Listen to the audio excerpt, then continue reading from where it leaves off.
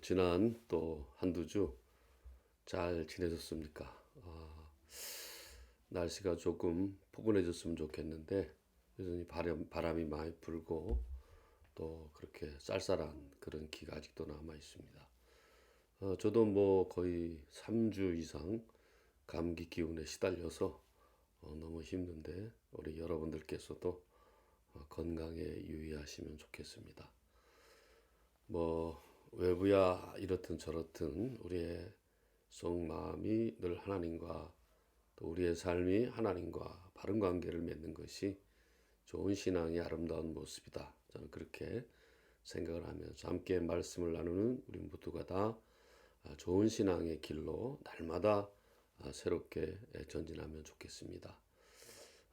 저는 오늘 신앙의 기본에 관한 그런 묵상을 준비해 봤습니다. 제가 이 본문은 뭐 수없이 많이 인용했던 또 채택했던 본문이지만은 읽으면 읽을수록 우리 신앙의 기본에 대해서 또 본질에 대해서 기초에 대해서 너무나도 잘 이렇게 안내해 주는 말씀이기 때문에 아무리 자주 되새겨 보아도 모자람이 없다라는 그런 생각을 해보게 됩니다. 오늘 우리가 함께 나눌 말씀은 창세기 12장 1절 말씀부터 4절 말씀이 되겠습니다. 구약 성경 14면 정도에 있습니다.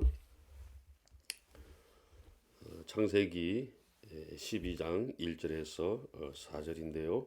제가 가진 성경으로는 14페이지 정도에 있겠습니다. 찾으신 줄 알고 제가 읽겠습니다. 1절입니다. 여호와께서 아브라함에게 이르시되 너는 너의 고향과 친척과 아비 집을 떠나 내가 네게 보여줄 땅으로 가라. 내가 너로 큰 민족을 이루고 네게 복을 주어 네 이름을 창대케 하리니 너는 복이 될지라.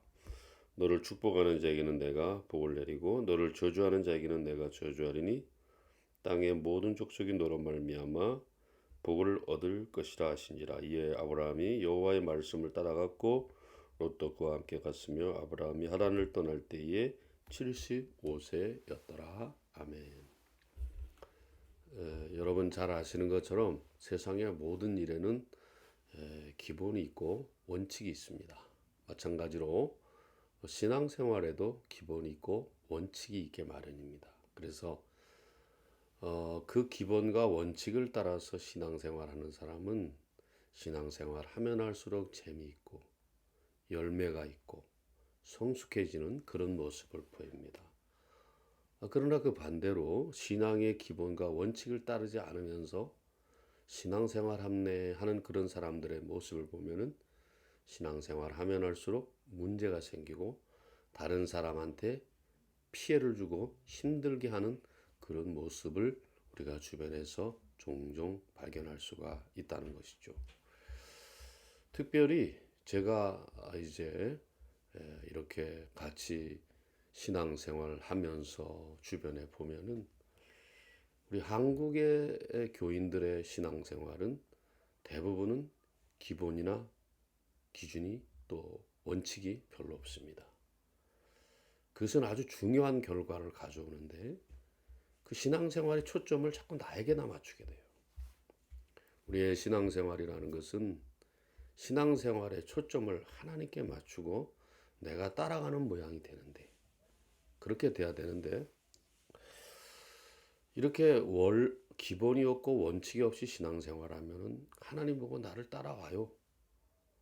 내가 주인공이 돼야 되고 내가 하는 일이 잘 돼야 되고 내가 하는 일이 흥해야 됩니다. 이런 식으로 신앙생활을 A서부터 Z까지 하게 돼 있습니다.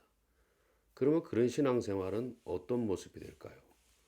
자기 안에 있는 큰 우상을 섬기는 미신 생활이 될 수 있다는 거예요.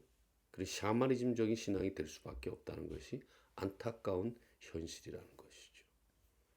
그래서 우리가 신앙생활할 때에 가장 좋은 것은 하나님을 기준 삼고 말씀을 기준 삼아서 신앙생활을 해야 되는데 이것을 우리가 벗어나게 되면은 그것은 아주 신앙생활이 아닌 것이죠. 네. 그런 안타까움을 우리 모두가 다 겪어서는 안 될 것입니다. 처음부터 신앙의 자세, 신앙의 태도, 신앙의 습관 이런 것들을 제대로 가져서 아까 말씀 올린 것처럼 우리가 신앙생활을 하면 할수록 재미가 있고 또 어떤 풍성한 열매가 있게 되고 또 많은 사람들이 나를 보고 기뻐하게 되고 또 우리의 신앙이 자꾸 성숙해지는 그런 모습들 이런 모습들이 되면 돼야 된다 하는 것을 말씀을 드리고 싶습니다. 자, 오늘 아까도 제가 묵상을 본격적으로 말씀드리기 전에 이야기했습니다만은 오늘 본문은 너무나도 유명한 구절입니다. 이제 하나님께서 아브라함과 본격적인 관계를 이제 가지기 시작하는 그런 시작의 장면이죠. 자, 우리 신앙생활도 마찬가지입니다. 하나님과 원만한 관계를 맺어가는 것이 그것이 신앙생활의 기본이고 기초고 원칙입니다. 그래서 제가 볼 때는 이 짧은 구절 1절부터 4절 사이에 이 안에 신앙의 핵심 요소, 신앙의 기본기, 또 신앙의 원리, 원칙 이런 게 다 들어 있어요. 그래서 우리가 이것만 따라서 신앙생활 한다 하면 그 뭐 신앙생활 실패할 이유가 하나도 없습니다. 그런데 자주 우리 믿는다고 하는 사람들이 그 기본에서 그 원칙에서 그 원리에서 자꾸 벗어나려고 하는 것이죠. 그러면 그건 신앙생활이 아니라 우상을 섬기는 미신생활이 된다고 제가 조금 전에 말씀드리지 않았습니까?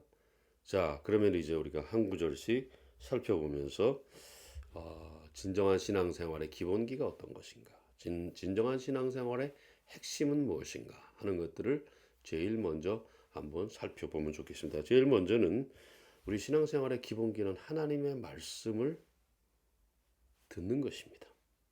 듣는 것이에요. 자, 오늘도 1절 말씀 상반절에 보면은 여호와께서 아브라함에게 이르시되라고 했습니다.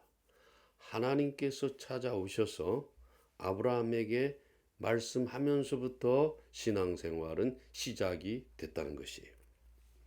이게 무슨 말입니까? 저는 뭐 이 말을 여러 각도로 해석을 해왔습니다만은 이즈음에 제가 이 본문을 보면서 느낀 것은 하나님이 우리의 귀에 대고 말씀하셨다 이렇게 들리더라고요. 그건 무슨 말입니까?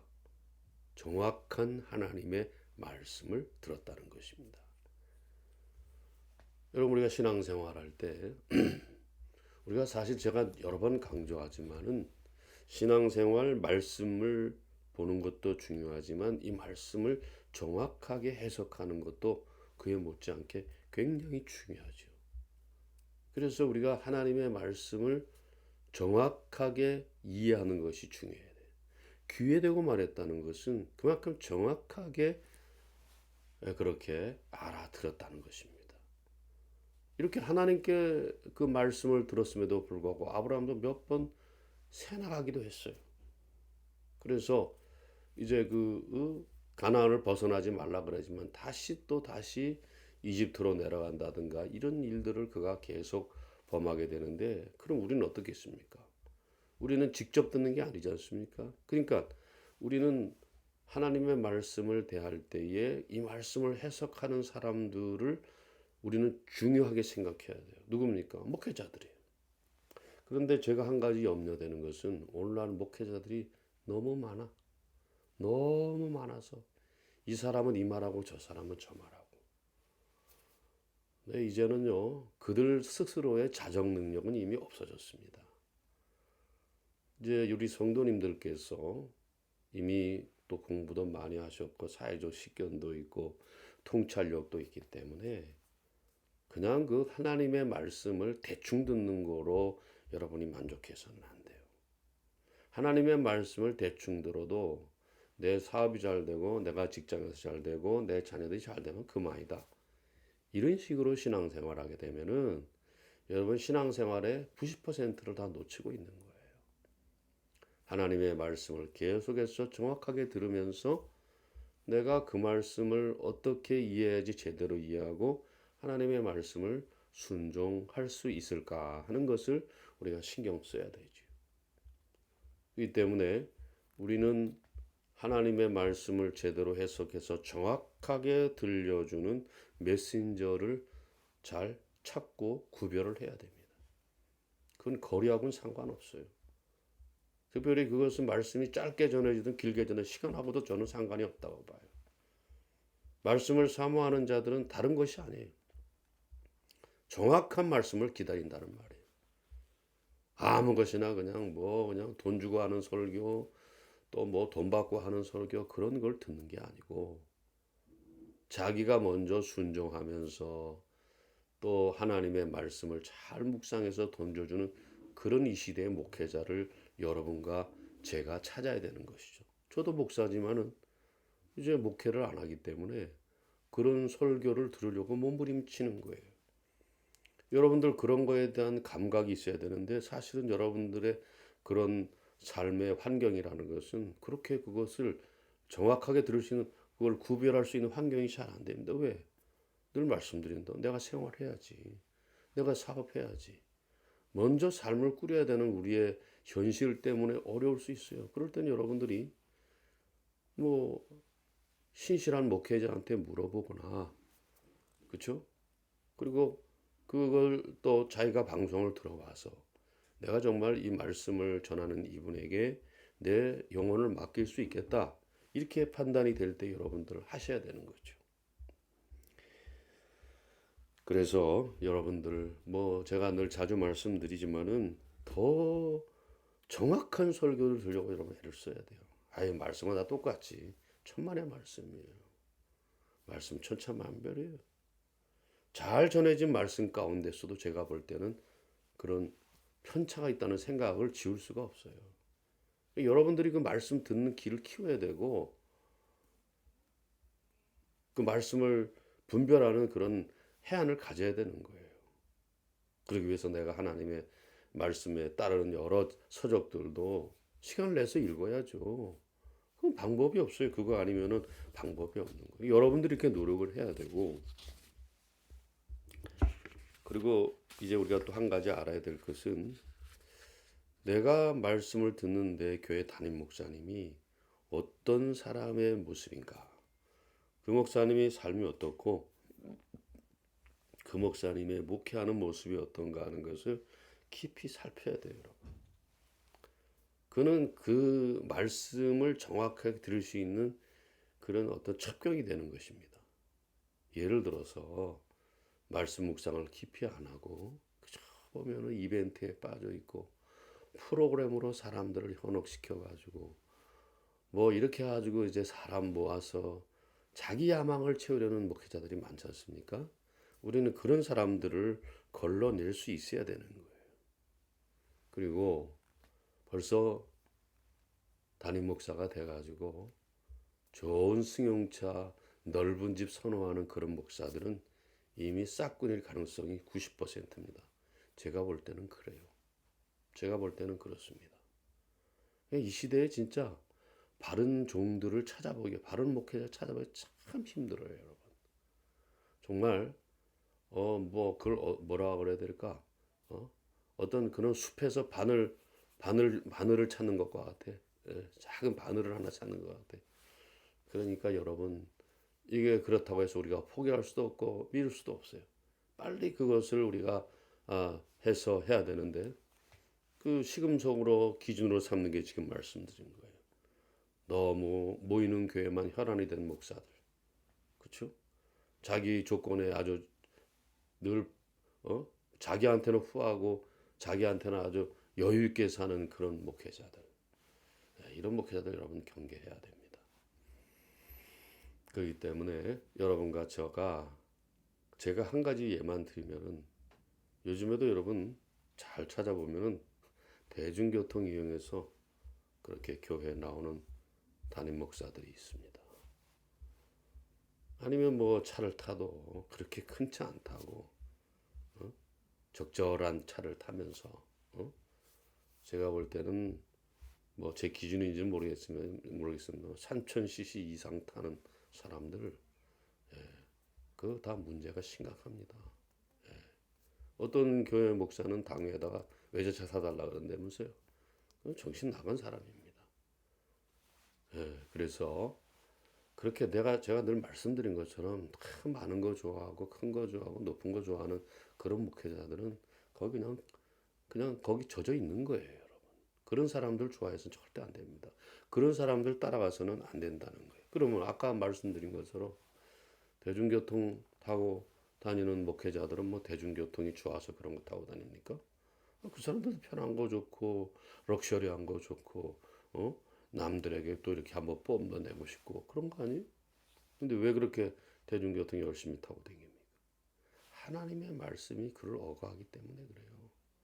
내가 목회자라서 어떻게 살아야 되는지, 내가 목회자라서 어떻게 생각해야 되는지 그걸 염두에 뒀기 때문에 큰 차를 몰 수가 없는 거예요. 거기다 뭐 기사까지도 되면 말할 것도 없고 지가 뭐 왕이야 뭐야. 그런 식으로 하는 목회자들은 아예 여러분 멀리 하시기 바랍니다. 멀리 하세요.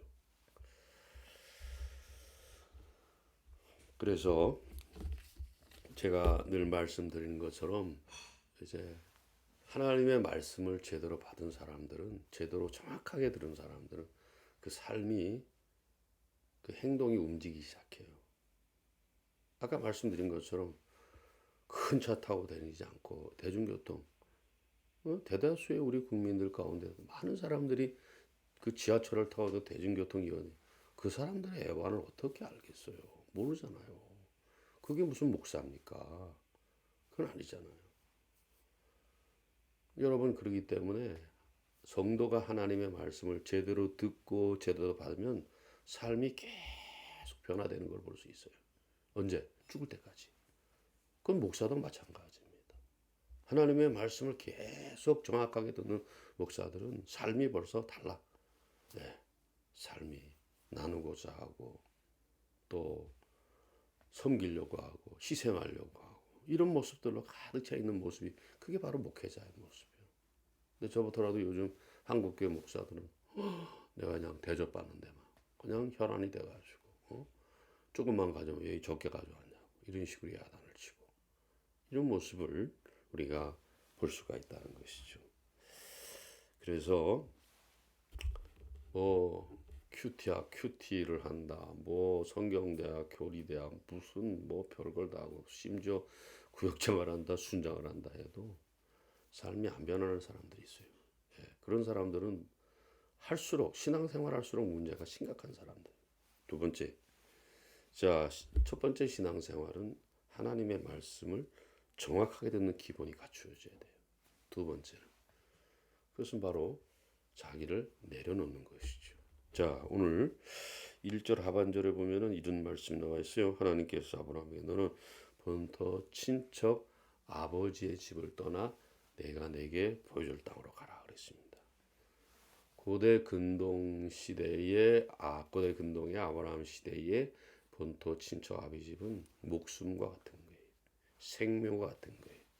그걸 버리고 떠난다? 그거는 죽는 것과 마찬가지예요. 근데 우리 하나님께서 아브라함이 그걸 버리고 내가 내게 보여줄 땅으로 가라 그러잖아요.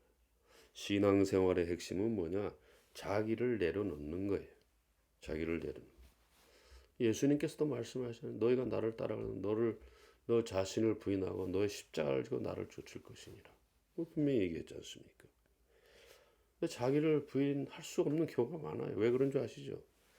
내 업적, 내 지위, 내 경험, 내 체험, 내가 가진 조건 너무 크기 때문에 자기를 부인할 수가 없는 거죠.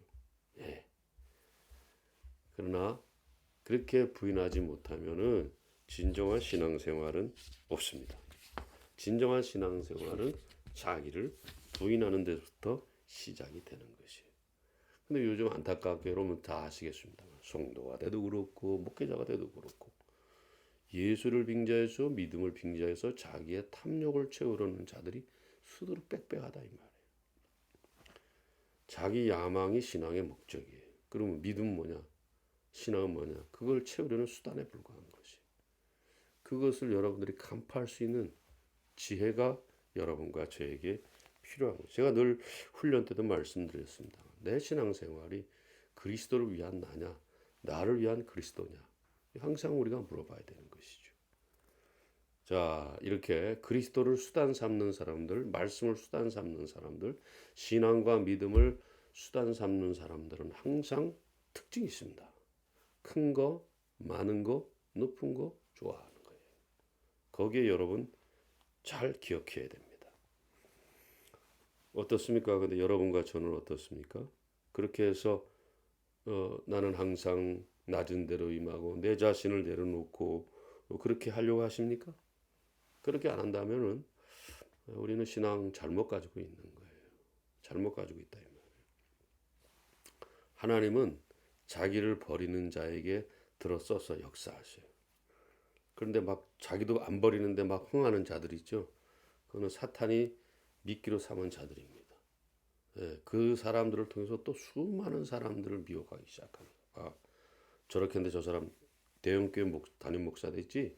저 사람 부자 됐지? 저 사람 지위가 높아졌지? 저렇게 돼야 돼. 이렇게 누가 속삭입니까? 그건 하나님의 음성이 아니에요. 사탄의 음성이라는 것을 여러분 잊어서는 안 된다는 것이. 철저하게 신앙생활이라는 것은 자기를 부인하는 거예요. 내가 뭐 가진 게 많든 가진 게 적든 누리는 게 많든 적든 자기 자신을 부인하는 거예요. 이게 신앙생활의 또한 기본이고 원칙이고 원리다. 이렇게 우리가 알면은 틀림이 없을 것입니다. 그래서 여러분 어떤 경우에라도 자기 자신을 내려놓고 자기 자신을 부인하고 하나님 앞에 신앙생활하게 되면 여러분의 신앙생활은 성공하는 신앙생활, 그 목표를 향해서 정확하게 갈 수 있는 그런 신앙생활이 되리라 믿습니다. 이제 마지막으로 한 가지 더 우리가 묵상해 볼 신앙생활의 그런 기본과 원리는 뭐냐? 남에게 본을 보이는 거예요. 남에게 본을 보이는 거. 오늘 본 말씀 2절과 3절에 보면 내가 너로 큰 민족을 이고 네게 복을 주어 네 이름을 창대하게 너는 복이 될지 알았습니다. 여러분 우리가 이 복 받는다 그러니까 지금 말씀한 것처럼 많이 누리고 쌓고 또 소유하고 이런 걸 복으로 생각하는데 성경은 그런 것하고는 복이라고 말하지 않습니다. 성경은 그런 걸 복이라고 말하지 않아요. 또 여기 3절에 너를 축복하는 자에게는 내가 복을 내리고 너를 저주하는 자에게는 내가 저주하리 땅의 모든 족속이 너로 말미암아 복을 얻을 것임이라 그랬습니다. 먹고 마시고 즐기고 쌓고 누리고 하는 그런 복을 말하는 게 아니에요. 하나님과 바른 관계를 맺으면서 하나님이 기뻐하시는 삶을 살려고 애를 쓰는 그런 모습. 그런 모습의 전형적인 모습이 누구겠습니까? 우리 주 예수 그리스도입니다.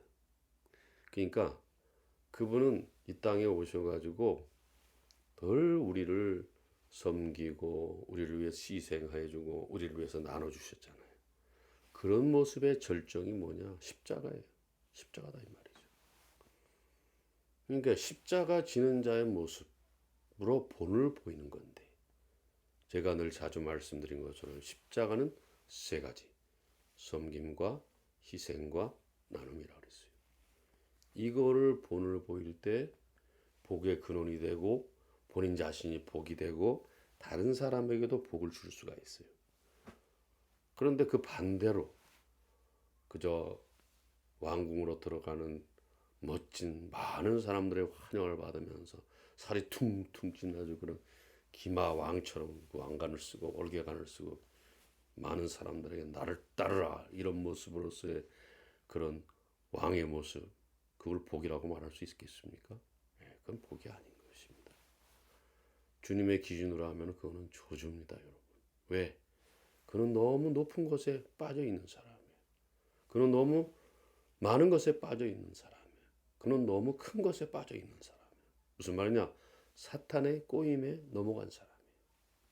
우리가 큰 거 많은 거 높은 것을 그렇게 자꾸 거기에 몰두하게 되면은 본이 되는 삶을 살 수가 없습니다, 여러분. 본이 되는 삶을 살 수가 없어요. 내가 큰 거 가졌으니 나를 따르라. 너희도 큰 거를 가질 거야. 내가 높은 거 가졌으니 나를 따르라. 내가 많은 건 나를 따르라. 따르다가는 다 구덩텅이로 시궁창으로 다 빠져 들어갈 수밖에 없다는 거예요.